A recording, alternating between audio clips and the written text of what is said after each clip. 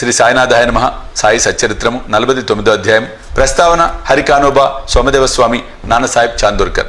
ప్రస్తావన: వేదములు పురాణములు బ్రహ్మమును లేదా సద్గురువుని సరిగా పొగడలేవు. అట్లయినప్పుడు మా వంటి మూర్ఖులు సద్గురు సాయిబాబాని ఎట్లు వర్ణించగలరు? ఈ విషయంలో మాట్లాడక ఊరుకొనుటే మేలని తోచున్నది. మౌన వ్రతమును పూనుటే సద్గురుని స్తుతించుట తగిన మార్గమని తోచును. కానీ సాయిబాబా సుగుణములను చూచినచో మా వ్రతమును మరిచి మమ్మలను మాట్లాడునట్లు ప్రేరేపించును. మన స్నేహితులు గాని బంధువులు గాని మనతో లేకున్నచో మంచి పిండి వంటలు కూడా రుచించవు. కానీ వారు మనతో ఉన్నచో ఆ పిండి వంటలు మరింత రుచికరములగును. సాయి లీలామృతం కూడా అట్టిదే. దీనిని మనం ఒంటరిగా తినలేం. స్నేహితులు బంధువులు కలిసినచో చాలా బాగుగా ఉండును. ఈ కథలను సాయిబాబా ప్రేరేపించి వారి ఇష్టానుసారం మాచే వ్రాయించాను. వారికి సర్వస్వ శరణాగతి అనర్చి వారి అందే ధ్యానం నిలుపుట మా కర్తవ్యము. తీర్థయాత్ర వ్రతము త్యాగము ధ్యానముల కంటే తపస్సు చేయుట గొప్ప. హరిని పూజించుట తపస్సు కంటే మేలు. సద్గురువుని ధ్యానించుట వీటన్నిటికంటే మేలైనది. కాబట్టి మనము సాయి నామమును నోటితో పలుకుచు వారి పలుకులను మననం చేయుచు వారి ఆకారమును మనస్సును భావించుకొనుచు వారిపై హృదయపూర్వకంగా ప్రేమతో వారి కొరకు సమస్త కార్యములను చేయుచుండవలెను. సంసార బంధనం నుండి తప్పించుకున్నట్టుకు దీనికి మించిన సాధనము లేదు. పైన వివరింపబడిన ప్రకారము మన కర్తవ్యమును మనం చేయగలిగినచో సాయి తప్పనిసరిగా మనకు సహాయం చేయును, తుదకు మోక్షమునిచ్చును. ఇక ఈ అధ్యాయంలోని కథల వైపు మరలదెము. హరికానోబాను బొంబాయి పెద్ద మనుషుడు ఒకడు తన స్నేహితుల వల్ల బంధువుల వల్ల బాబా లీలలు అనేకములు వినెను, కానీ నమ్మలేదు. కారణమేమన్నా అతనిది సంశయ స్వభావం. బాబాను స్వయంగా పరీక్షించవలనే అతని కోరిక. కొంతమంది బొంబాయి స్నేహితులతో అతను షిరిడీకి వచ్చెను. అతని తలపై జలతారు బాగా ఉండెను. అతని పాదములకు క్రొత్త చెప్పులు ఉండెను. కొంత దూరం నుండి బాబాను చూచి బాబా వద్దకు పోయి సాష్టాంగ నమస్కారం చేయవలను అనుకొనెను. కొత్త చెప్పులు ఎచ్చట ఉంచవలను అతనికి తెలియలేదు. చెప్పులు మసీదు ముందుగా మూలబెట్టి బాబా దర్శనమునకు పోయాను. బాబాకు భక్తిపూర్వకమైన నమస్కారం చేసి ఊదిని ప్రసాదమును బాబా చేతి నుండి అందుకొని తిరిగి వచ్చాను. మూలకు పోయి చూసేసరికి చెప్పులు కనిపించలేదు. చెప్పుల కొరకు వెతికాను, కానీ నిష్ప్రయోజనమయ్యాను. చాలా చికాకు పడుతూ బసకు వచ్చాను. అతడు స్నానం చేసి పూజ చేసి నైవేద్యం పెట్టి భోజనం కూర్చుండాను. కానీ తన చెప్పుల గురించి చింతించుచుండాను. భోజనానంతరం చేతులు కడుక్కొన్నట్టుకు బయటకు వచ్చాను. ఓ మరాఠీ కుర్రవాడు తన వైపు వచ్చుట చూశాను. ఆ కుర్రవాడి చేతిలో ఒక కర్ర ఉండెను. దాని చివరన కొత్త చెప్పుల జత వేలాడుచుండెను. చేతులు కడుకున్నట్టుకు బయటకు వచ్చిన వారితో అతడు బాబా తనని పంపినని వీధిలో హరికా బేటా జెరికా ఫేటా అని అర్చుచుమని బాబా చెప్పినని, ఎవరైతే ఆ చెప్పులు తమవే అన్నచో అతని పేరు హరి అనియు అతడు కానోబా కొడుకనియు అతని తలపై జరీపాగా కలదా అను సంగతిని పరీక్షించిన తరువాత చెప్పులను ఇవ్వమని చెప్పాను. కుర్రవాడిట్లు చెప్పుట విని హరి కానోబా ఆనందములు పొందాను. కుర్రవాని వద్దకు పోయి చెప్పులు తనవని రూఢీ చేశాను. అతడు తన పేరు హరి అని తాను కానోబా కుమారుడని తన తలపై ధరించి జరీపాగాను చూపాను. కుర్రవాడు సంతృప్తి చెంది చెప్పులను ఇచ్చివేశాను. హరి కానోబా మిక్కిలి ఆశ్చర్యపడెను. తన జల్తారు పాగా అందరికీ కనిపించవచ్చును, కానీ తన పేరు తన తండ్రి పేరు బాబాకి ఎట్లు తెలిసాను. అదే షిరిడీకి మొదటిసారి రావటం. అతడచ్చటకు బాబాను పరీక్షించుటకే వచ్చాను. ఈ విషయం వల్ల అతడు బాబా గొప్ప సత్పురుషుడని గ్రహించెను. అతనికి కావలసినది బాబాను పరీక్షించుట. అది పూర్తిగా నెరవేరను. సంతోషంతో ఇంటికి పోయాను. సోమదేవస్వామి బాబాను పరీక్షించుటకై ఇంకొకరు వచ్చిరి. వారి కథను వినుడు. కాకసాయి దీక్షిత్ తమ్ముడు బాయిజీ నాగపూర్లో ఉండెను. 1906వ సంవత్సరంలో హిమాలయంకు పోయినప్పుడు సోమదేవస్వామి అనే సాధువుతో అతనికి పరిచయం కలిగాను. ఆ సాధువు గంగోత్రికి దిగువ ఉత్తరకాశీకి చెందినవారు. వారి మఠం హరిద్వార్లో కలదు. ఇద్దరు పరస్పరం తన చిరునామాలు వ్రాసుకొనిరి. 5 సంవత్సరముల పిమ్మట సోమదేవస్వామి నాగపూర్ వచ్చి బాయిజీ ఇంట్లో దిగెను. బాబా లీలను విని సంతసించెను. షిరిడీ పోయి చూడవలనని అతనికి గట్టి గౌరవ కలిగెను. బాయిజీ వద్ద నుంచి పరిచయ ఉత్తరం తీసుకుని షిరిడీకి పోయాను. మన్మాడు కోపర్గాం దాటిన పిమ్మట టాంగా చేరుకుని షిరిడీకి పోచుండెను. షిరిడీ సమీపమునకు రాగా మసీదుపై 2 పెద్ద జెండాలు కనిపించెను. సాధారణంగా యోగులు వేర్వేరు వైఖరులతోనూ వేర్వేరు జీవన పద్ధతులతోనూ వేర్వేరు బాహ్య అలంకారములతోనూ ఉందురు. కానీ ఈ పై గుర్తులను బట్టియే యోగి యొక్క గొప్పదనము కనిపెట్టలేం. సోమదేవస్వామికి ఇదంతా వేరే పందాగా తోచెను. 2 పతాకములు ఎగురుట చూడగానే తనలో తాను ఈ యోగి జెండాలు ఎందేలా మక్కువ చూపవలెను.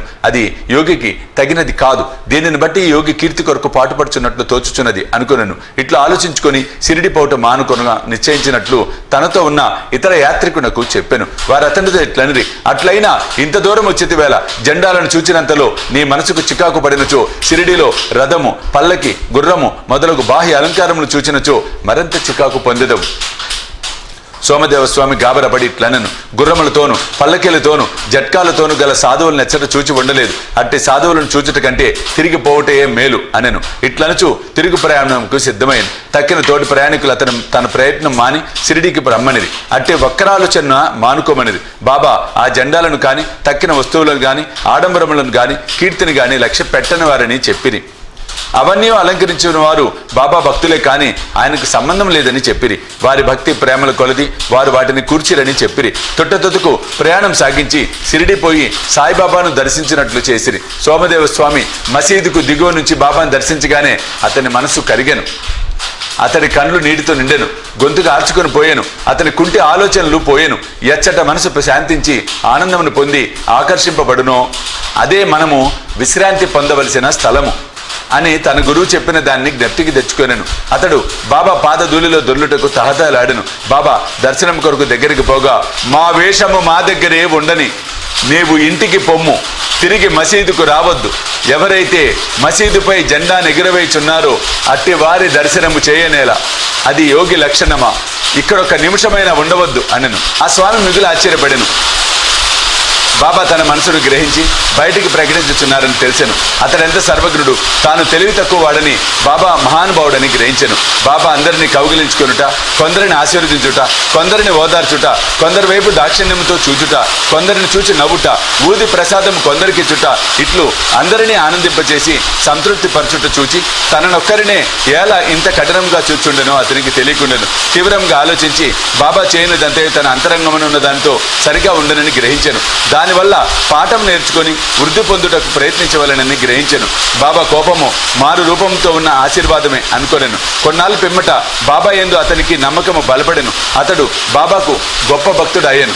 నానాసాహెబ్ చందోర్కర్ ఈ అధ్యాయమును హేమాడ్ పంత్ నానాసాహెబ్ చందోర్కర్ కథతో ముగించెను.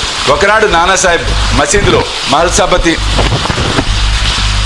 మొదలగు వారితో కూర్చొని ఉండగా బీజాపూర్ నుండి ఒక మహమ్మదీయుడి కుటుంబము బాబాను చూచుటకు వచ్చెను. అతనితో గోషా స్త్రీలు ఉండుచే నానాసాహెబ్ అచ్చటి నుంచి లేవనించెను. కానీ బాబా అతన్ని విచారించెను. స్త్రీలు వచ్చి బాబా దర్శనం చేసుకోండి. అందులో ఒక స్త్రీ ముసుగు తీసి బాబా పాదములకు నమస్కరించి తిరిగి ముసుగు వేసుకొనెను. నానాసాహెబ్ ఆమె ముఖ సౌందర్యం చూచి మరలు చూడగోరెను. నానా యొక్క చాంచల్యం చూసి స్త్రీలు వెళ్లిపోయిన పిమ్మట బాబా నానాతో ఇట్లనెను, నానా, అనవసరముగా చికాకు పడుచుంటి వేళ ఇంద్రియములను వాని పనులను చేయనిమ్ము. వానిలో మనము జోక్యము కొలుగోలు చేసుకోనకూడదు. దేవుడి సుందరమైన ప్రపంచమును సృష్టించి ఉన్నాడు కావున అందరినీ చూచి సంతసించుట మన విధి. క్రమముగాను మెల్లగాను మనసు స్థిరపడి శాంతించును. ముందు ద్వారము తెరిచి ఉండగా వెనక ద్వారము గుండా పోనేలా. మన హృదయము స్వచ్ఛముగా ఉన్నంత వరకు దోషము లేదు. మనలో చెడ్డ ఆలోచన లేనప్పుడు ఇతరులకు భయపడనేలా.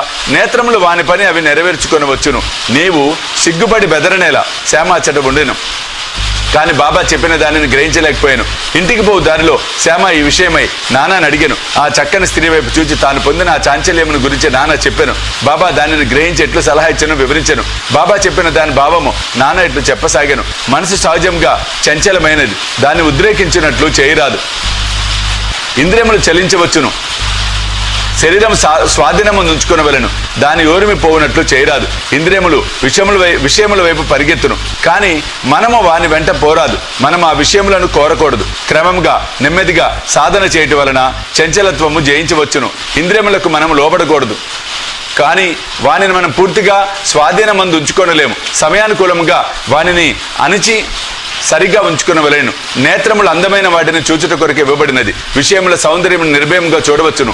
భయమునకు గాని లజ్జకు గాని అవకాశం లేదు. దురాలోచనలు మనసునందు ఉంచుకొనరాదు. మనసున ఎట్టి కోరికయు లేక భగవంతుని సుందరమైన సృష్టిని చూడుము. ఈ విధముగా ఇంద్రియములను సులభముగాను సహజముగాను స్వాధీనం చేసుకునవచ్చును. విషయములను అనుభవించుటలో కూడా నీవు భగవంతుని జ్ఞప్తి ఉంచుకునవలెను. విషయములను సౌందర్యమును నిర్భయంగా చూడవచ్చును. భయముకు గాని లజ్జకు గాని అవకాశం లేదు. దురాలోచనలు మనసునందు ఉంచుకొనరాదు. మనసును ఎట్టి కోరికయు లేక భగవంతుని సుందరమైన దృష్టిని చూడుము. ఈ విధముగా ఇంద్రియములను నియంత్రించవచ్చును. విషయములను అనుభవించుటలో కూడా నీవు భగవంతుని జ్ఞప్తి ఎందు ఉంచుకొనవలెను. బాహ్యేంద్రియములను మాత్రము స్వాధీనముందు ఉంచుకొని మనసును విషయముల వైపు పరుగడనిచ్చినచో, వాని వైపు అభిమానం ఉండనిచ్చినచో చావు పుట్టుకల చక్రము నశింపదు. ఇంద్రియ విషయములు హానికరమైనవి. వివేకము సారథిగా మనసున స్వాధీనం ఉంచుకునవలేను. ఇంద్రియములను ఇచ్చవచ్చినట్లు ఆచరింప చేయరాదు. అటువంటి సారథితో విష్ణు పదమును చేరగలము. అదే మన గమ్యస్థానము, అదే మన నిజమైన ఆవాసము. అచ్చటి నుండి తిరిగి వచ్చుట లేదు. 49వ అధ్యాయం సంపూర్ణము. సద్గురు శ్రీ సాయినాథ్ అర్పణమస్తు. శుభం భవతు.